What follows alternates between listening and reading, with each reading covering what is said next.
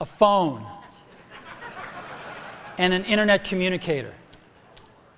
An iPod, a phone. Are you getting it?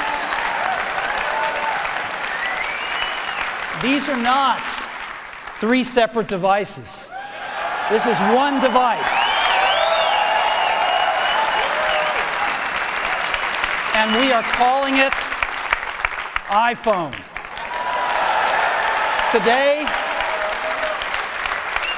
Apple is going to reinvent the phone. And here it is.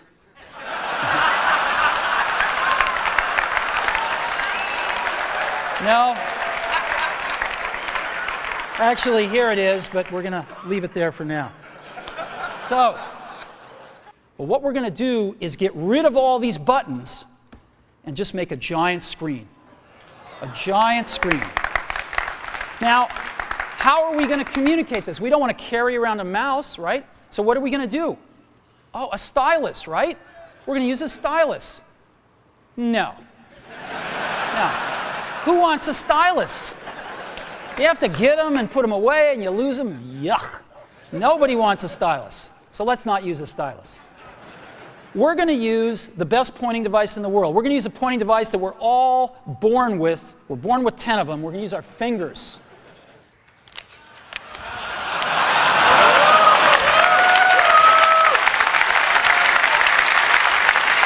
This is it.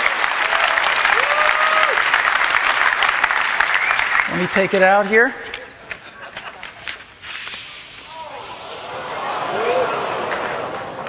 This is the new MacBook Air, and you can get a feel for how thin it is. Yeah, there it is. Look at this.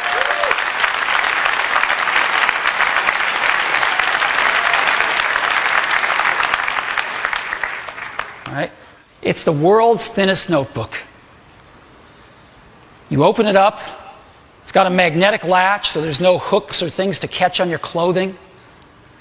And it's got a full-size 13.3-inch widescreen display. And the display is gorgeous.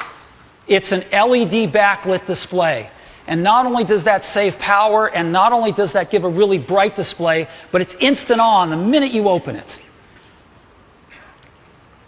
On top of the display is a built-in iSight camera for video conferencing right out of the box.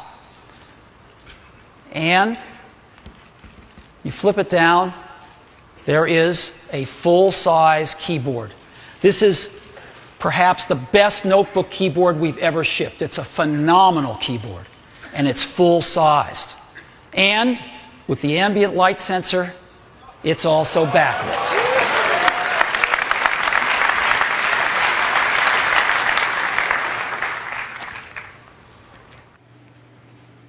And the question has arisen lately, is there room for a third category of device in the middle? Something that's between a laptop and a smartphone. And of course, we've pondered this question for years as well. The bar is pretty high. In order to really create a new category of devices, those devices are going to have to be far better at doing some key tasks. But we think we've got something that is. And we'd like to show it to you today for the first time. And we call it the iPad. So,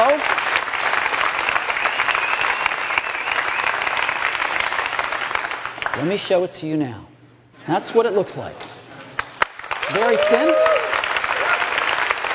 Looks just like this. So,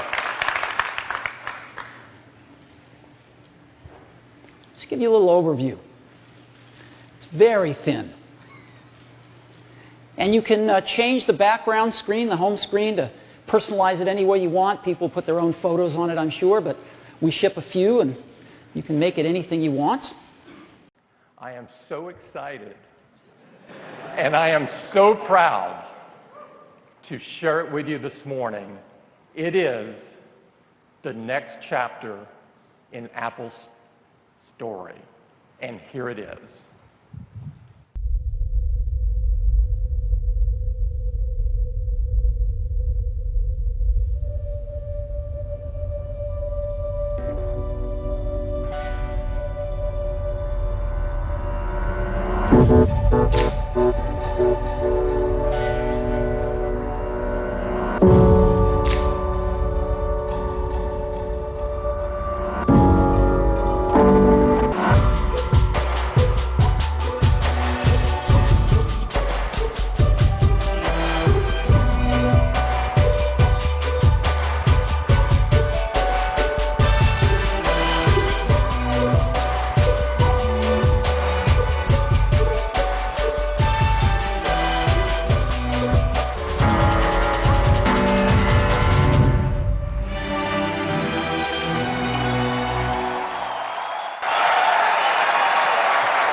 Apple Watch is the most personal device we've ever created. We set out to make the best watch in the world, one that is precise. It's synchronized with the universal time standard, and it's accurate within plus or minus 50 milliseconds. Apple AirPods are the most popular headphones in the world. Well, our team at Apple has worked so hard to create something new that delivers on the opportunity of how good a wireless experience can be. And they've worked hard to deal with the challenges that have been left there and no one has taken on. So that is why today we are so excited to show you a new product from Apple called Apple AirPods. How do you set them up? You simply put a pair of AirPods near your iPhone and open the case. The user interface pops up and says connect, and you tap connect. And that's it. There's no step two, there's nothing else to do, you simply connect. They're an incredible audio experience. You can listen to beautiful music in stereo, or if you want to use one just to talk to Siri or make a phone call, it automatically routes the audio across whatever you choose to do. There's no buttons, there's no switching, there's no pairing, there's no unpairing. Those things are of the past. And it all started with a brand new chip, the W1 chip, Apple's first wireless chip. And there's so much technology packed into each AirPod. There's the chip, there's dual accelerometers, optical sensors, beamforming microphones, antennas, batteries. It is a technical tour de force in this minute little AirPod. They deliver great battery life, 5 hours each. And there's a battery and charger built into its case. So you can recharge directly from the battery in the case for up to 24 hours of listening. And then plug in Lightning once you want to charge the case and the AirPods together at once. And they're so small you want to carry them around with you everywhere. Here they are alongside our wired AirPods. They really are small and comfortable.